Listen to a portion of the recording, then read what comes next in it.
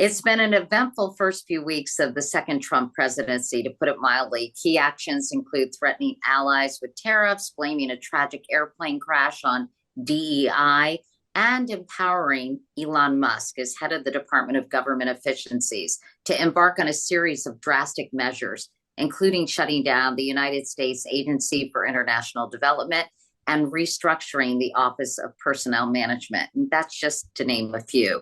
Edward Luce is the U.S. national editor and columnist at the Financial Times. Edward, thank you so much for being here. And first off, I'm curious, how would you sum up the first few weeks of the Trump presidency?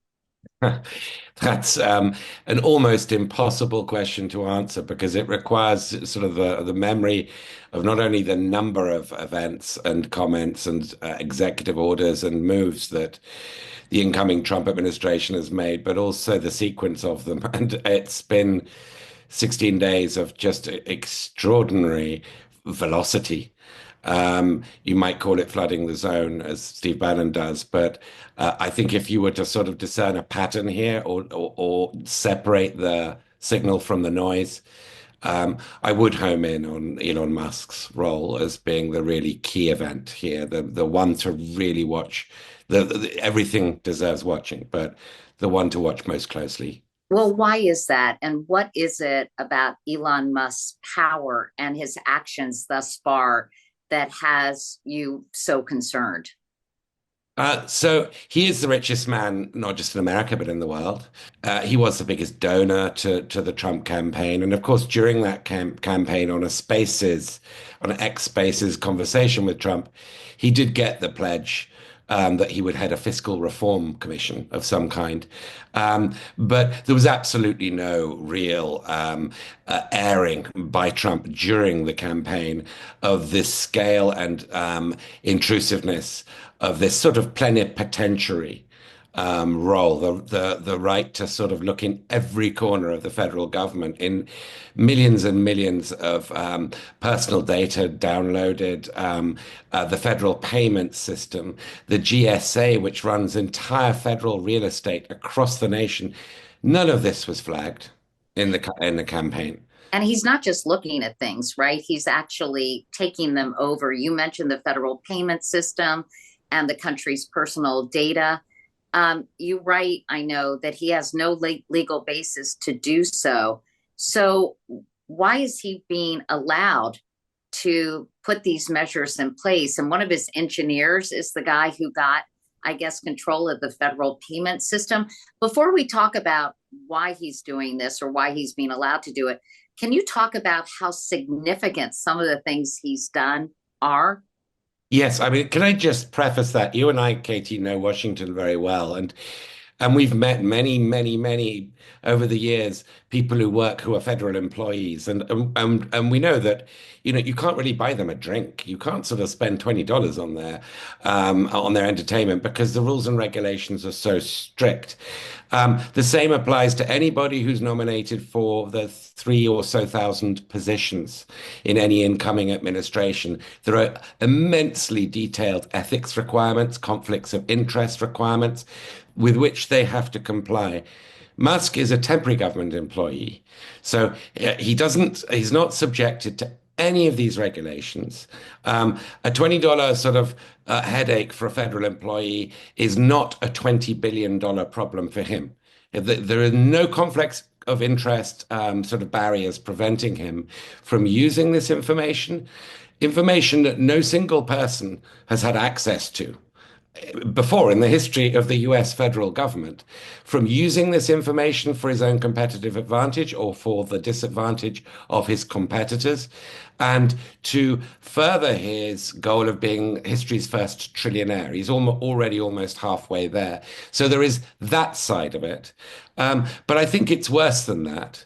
In that having control of the levers of federal payments means that when we get to a debt ceiling crisis, he can prioritize who the federal government, who the Treasury pays and who it doesn't pay. And that's, I think, where the rubber hits the road. That's where who he favors and who Trump favors and who they don't favor. Then you get the reward punishment system coming in.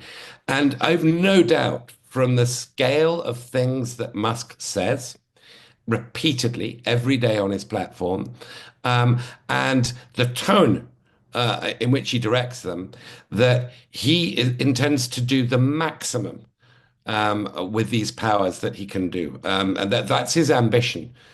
He intends to run the federal government like he ran Twitter when he took it over, where he fired 80% of its staff.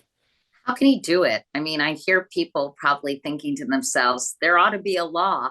Isn't there one? I think he's probably broken many different kinds of laws, and getting access and then stopping payments to various contractors or beneficiaries of people who receive federal payments would be breaking laws, for sure. I think he's broken laws with his access of the personal data through the Office of Personnel Management in the White House, which he's essentially taken over, along with his incoming sort of engineering staff, his coterie of shock troops, if you like. So I've no doubt that he's breaking lots of laws. I've also, therefore, no doubt that these rumors that he will, break with him and Trump will fall out are probably misleading. I think the more laws he breaks, and we're only seeing the tip of the iceberg, the more beholden he is to Trump to pardon him. So I think their wagons are hitched, if you like. But on Tuesday of this week, Senate Minority Leader Chuck Schumer and the House Minority Leader Hakeem Jeffries announced a bill to stop the steal, namely Elon Musk's steal of federal financial payments information. Now, it's already illegal. And so a bill to make it illegal is kind of over-egging. It's unnecessary. A, and B, the bill stands no chance of passing. So my answer to your question is it has to be a different strategy than that, because that's a messaging gimmick. That's sort of straight from that might have worked with George W. Bush's administration as a sort of savvy political move. With these guys, that doesn't work. You've got to figure out how to make life difficult for them. In fact, you make the point in your recent column that the closest thing we have to an opposition leader is, in fact, Senate Minority Leader Chuck Schumer. But you complain that he's following the rules of a vanished age, as you just said. So you're saying that the old rules don't apply. They have to do something more significant. What is that?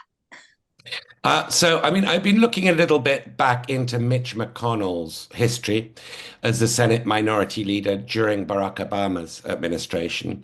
Now, after the 2010 Tea Party sort of sweep, he did everything possible very effectively to block appointees, block nominees, to use up the majority's floor time to thwart and frustrate and divide at every point. And he was completely ruthless in doing that. And the most celebrated example, of course, is when Justice Scalia dies And he in won't last even meet year. with Merrick Garland. And he won't, and that's 342 days before the election. And what he says is the American people should have the right to decide whether Merrick Garland, the new seat on the Supreme Court.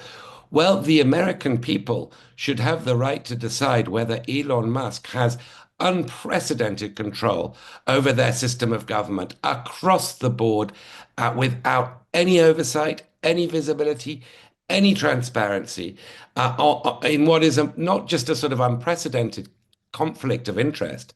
It's galactic. It's off the charts. There's nothing to compare in American history to this kind of role.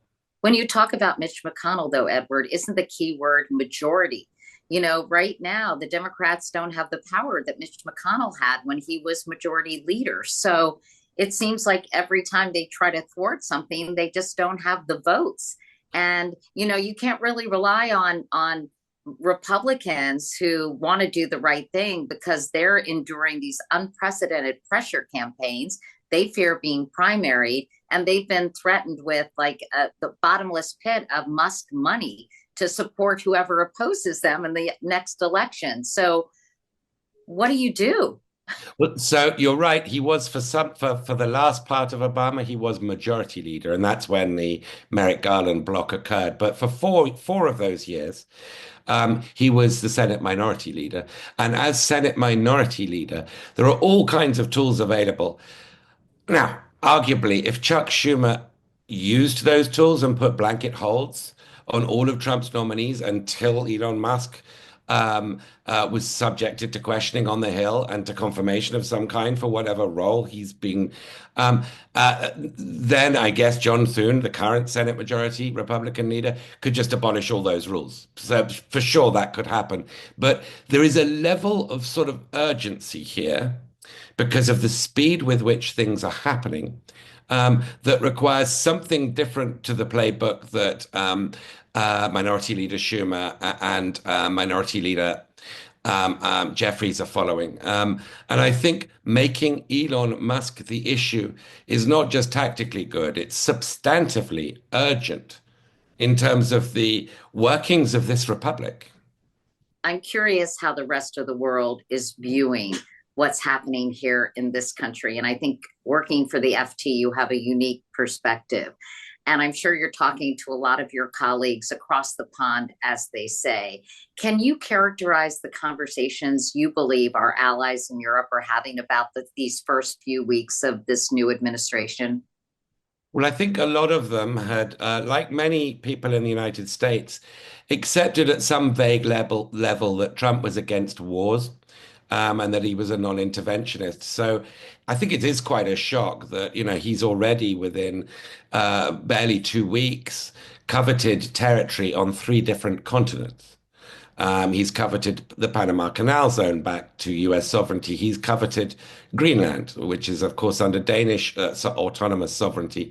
And now the Gaza Strip, most bizarrely and most, I think, chillingly in terms of the sort of potential knock-on effect.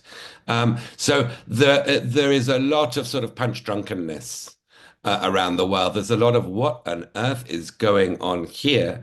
I should also mention, uh, to bring Elon Musk back into this, that his role in terms of uh, allying with and encouraging the far right AfD, Alternative for Deutschland party in Germany's elections later this month, about 2 weeks from now, is extraordinary. Again, I hate to overuse the word unprecedented, but I just can't find examples of this in history of America undermining the governments of its allies. And of course, Musk has also done the same with Britain.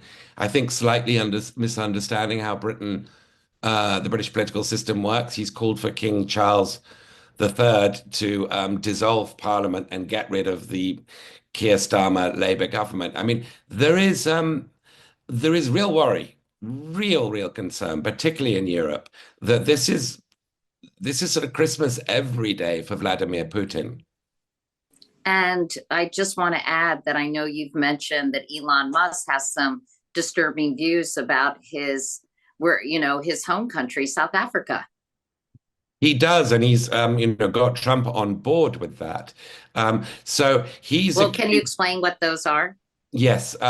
So he's accused the Cyril Ramaphosa-led black majority government in South Africa of targeting whites, essentially of an ethnic cleansing program against whites. And he's cited there's been murders of farmers.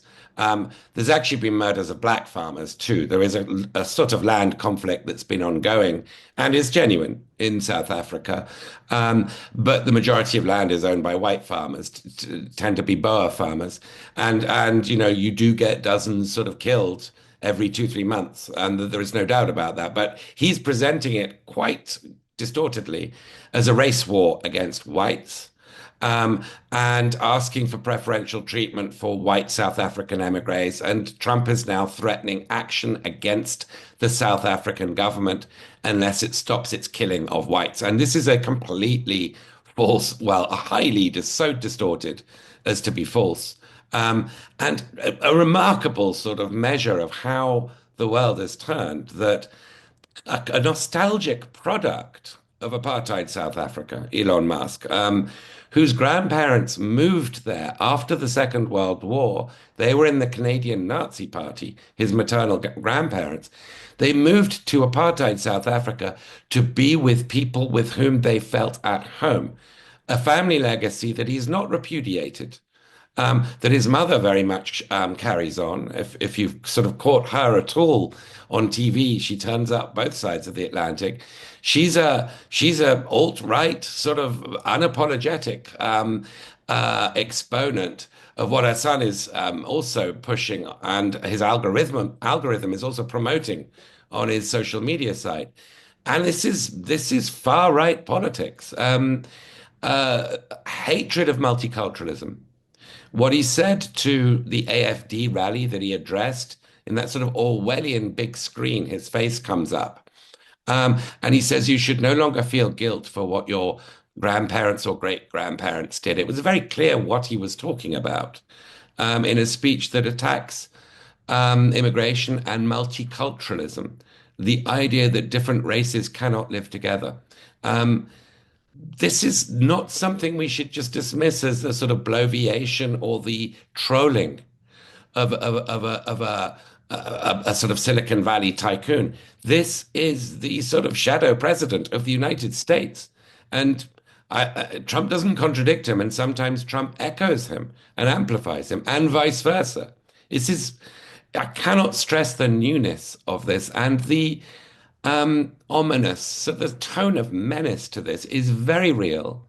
Um, and it's being noticed, all around the world, including in allied countries that thought they were allies of the United States and are now beginning to wonder. I wanted to ask you about our allies. I spoke with Richard Haas this morning, and he made the point that at a certain moment in time, other countries are not going to want to ally themselves with the US if we continue to demonstrate uh, these radical views, or that we're not that reliable in terms of who we're going to support and why. I mean, it's a real sort of dilemma. I think that probably the most interesting real-time sort of test case of this is the contest for the leadership of Canada's Liberal Party to replace Justin Trudeau as leader of that party, but also as prime minister, at least for a time, before there's a general election. And you have two figures there, Mark Carney and Chrystia Freeland, who are saying, look, well, this is DEFCON 3 or whatever the maximum DEFCON is. This is an incredibly serious situation in which we have to take out insurance against the possibility that our eternal partner, I mean, they've been the closest ally, a closest friend, and certainly geographically to the United States forever, is turning against us because Trump repeatedly says we want Canada to become the 51st state. So that's the most real test case of it because he's not, other than Greenland, he's not coveting any other allied territory. Mexico, I think, is handling it a bit better because they've got more of a rocky sort of history with the United States. And the new-ish president, Claudia Sheinbaum, who is, she's the first woman leader of a pretty macho country. She's got some experience of dealing with macho, but Mexico has there's a sort of interesting history between the US and Mexico. Canada, this is new territory. So everybody, I think, is watching Canada very closely.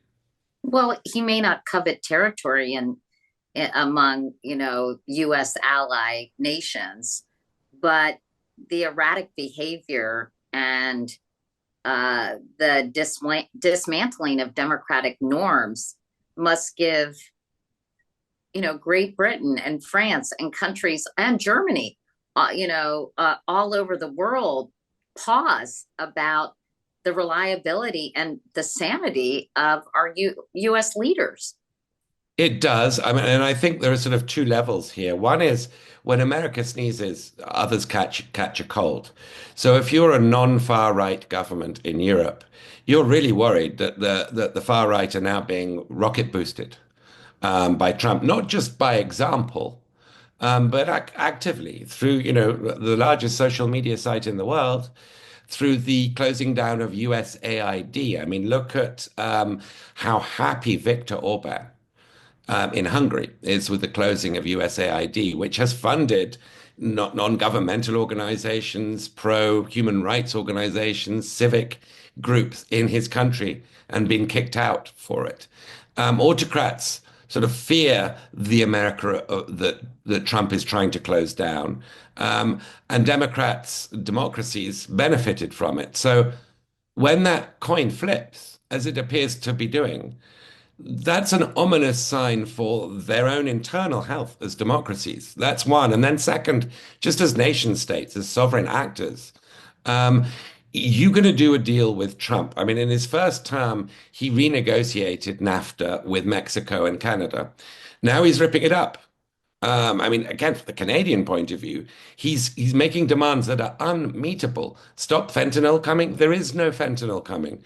How can they, it's like, when did you stop beating your wife? There is just no possible way for Canada to rationally respond to a demand that's based on an invention. And I think, it's worth pointing out that the drug flow problem between Canada and the US tends to flow north, not south. So it's a real challenge. Collectively, I would say what it's likely to do with Europe is push them closer to China. They're not going to be buying Teslas. They're going to be buying Chinese EVs. And China, I think, is sort of showing signs of exploiting this new opportunity. And Ursula von der Leyen, who's president of the European Commission, is now sounding really quite sort of positive about China in a way she wasn't 3 months ago. So this is kind of backfire. This is boomeranging on Trump if he wishes to isolate and pressure China. Actually, he's opening up whole spaces for China to make friends where it might not have been so easy for China to do so beforehand. In closing, I want to ask you about this press conference last night with Benjamin Netanyahu, where President Trump said, the United States should take over Gaza. Um, I think many people, you watch the expressions in the press room at the White House, you could see the shock on a lot of reporters' faces, and even on some White House staffers, reportedly, that were really stunned at what he said, to the pleasure of Benjamin Netanyahu, of course. But I'm curious how people in Europe are responding to that idea. So there is a debate: should we take him literally or seriously on this? I mean, on everything there is, but on this is the pressing issue. I don't know whether there's consensus on it yet. Susie Wiles, his chief of staff, Trump's chief of staff's face was quite well pictured, looking a bit worried and skeptical about what he was saying.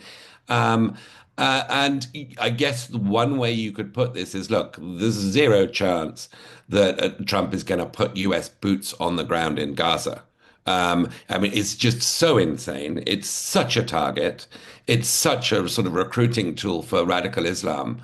Um, and it would be so unpopular with his base and so contrary to what he's campaigned on that surely he can't do it. But that degree of confidence that he doesn't mean it literally is getting lower the whole time because he is doing stuff that we would not have thought conceivable. And we could spend 5, 10 minutes listing all the other things that we wouldn't have thought conceivable. So people are really very, very worried. Well, on that note, Edward Luce of the Financial Times, thanks so much for having this conversation with me today. I really appreciate it. It's a pleasure. Thank you, Katie.